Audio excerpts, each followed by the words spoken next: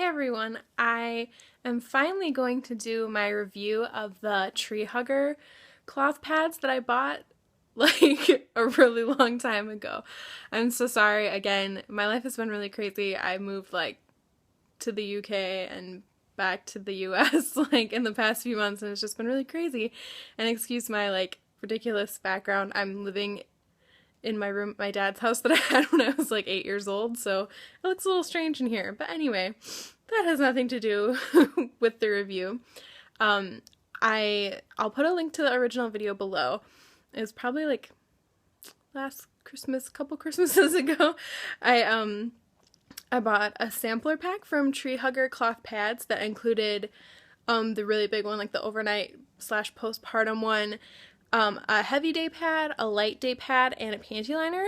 And it was a pretty good deal for the set, and I was curious about trying them because I've heard really good things from people on YouTube and online and stuff. So I'm really glad that I bought them and became a little more familiar with the company, because it's basically just one woman and her husband, which I think is really impressive because it's a pretty professional company. I assumed at first that it was, an actual company involving a lot of people, but it's not. So shout out to Crystal, because she does a lot of really good work, and she must be really busy. The pads, like I said, I totally don't regret buying them at all.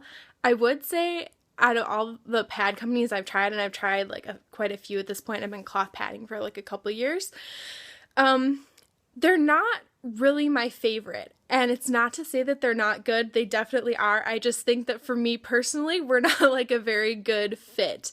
I know, honestly, most of the reviews I've had of them, people say that Tree Hugger is their absolute favorite, and that's fantastic.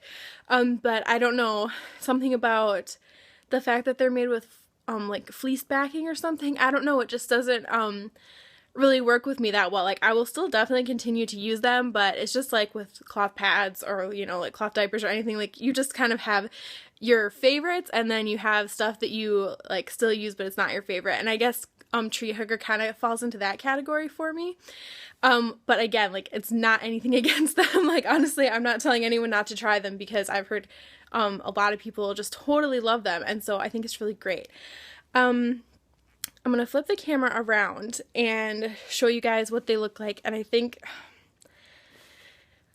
it's the end of October now, and I think I've had them since January. I think that's when I got them. I honestly don't really remember. So I've definitely used them for quite a few cycles now, at least, I'm sure, 8 cycles. And they have held up really well. There is one that has a little bit of a stain on it that I'm having trouble getting out. And so, yeah, just so you know, if you're really easily grossed out by stuff, I am going to show a pad that has a little bit of a stain on it, but I assume that if you're interested in cloth pads, that's not a huge deal to you. But okay, here we go. I'll show them to you. Okay, so these are the pads as they look now. This is the overnight or postpartum one.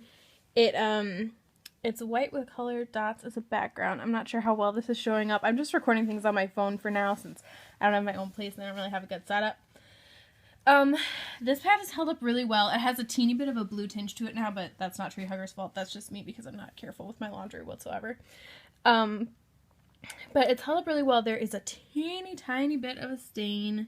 You can probably see that there now. There's, it comes into focus, a little teeny bit of a stain.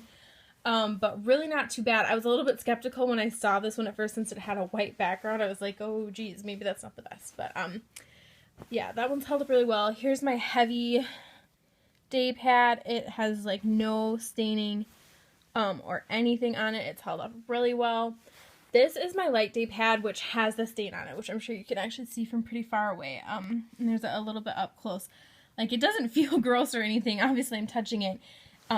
It's not it's not clean. It is just genuinely a stain. It's just color that's left over.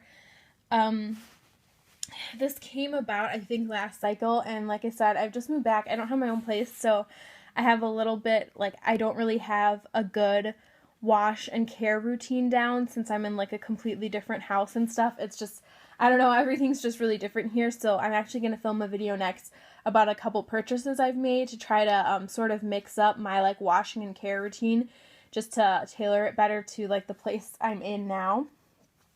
So I normally back when I had my own place, I had a soaking bag from Luna Pads, and I used to soak basically all my pads for like a day during my cycle. I just had it next to the toilet in the bathroom, the soaking bag, and everything would get put in there pretty much, and so it would always soak. I would do, I was in the UK, so our washing machine was like a lot smaller than probably what's like a North American standard, so I would do, especially if I had my period, I would basically do a load of laundry every day and put my pads in just with any other laundry, like be it clothes or towels, sheets, whatever. So basically all of my things would be soaked just in plain cold water in the soaking bag for probably 24-ish hours, and I didn't really have many problems with staining. But I have heard a lot of people say that they don't really soak theirs, so I thought for this cycle, since I'm back in the States, don't have my own place, I'll just try and kind of not soak things. But the problem was I actually didn't have my stain remover. I normally use Bunch of Farmers, the stain stick, and I like, mix it with water and put it in a spray bottle, so it's like a spray stain remover. I didn't have that with me, so I was really just relying on, rinsing them out and then throwing them in the washer. And I think this pad, I was traveling at the time, so I think it probably got left for a little bit before it made it into the washer, which is probably the issue. I know that Minky, which is the material this is made of on top, is supposed to be pretty stain resistant, so this is probably just my own negligence. Obviously you can't really expect to not take care of things and have them just turn out fine. But that's the only major same problem I've had. Here's the panty liner, and admittedly, while I would say the pads aren't necessarily my favorite, I do love the panty liners. So in the future, I have a really good stash right now, but as years go by or whatever, if I need to replace some panty liners, I'll probably buy a few from Tree Hugger, because they are so soft and nice, and I just really like it as a panty liner, not necessarily as a pad. And I think my issue with that is they do all have their like minky, at least my set is minky on top, and then it's fleece backed. And I think they work really great. Admittedly, like no leakage issues whatsoever. No matter what you throw at these pads, honestly, like they absorb so well. So if you need like major absorption, I mean, I think she has a section on her website even for like incontinence pads and stuff. Like honestly, I think this would be a really good option to look into if your absorbency needs are really high.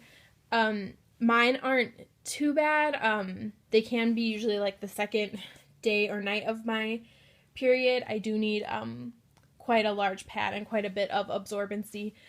So they are great for that, but I think fleece in general with my body just doesn't work out that well. When I first started getting interested in cloth pads, I actually didn't buy any.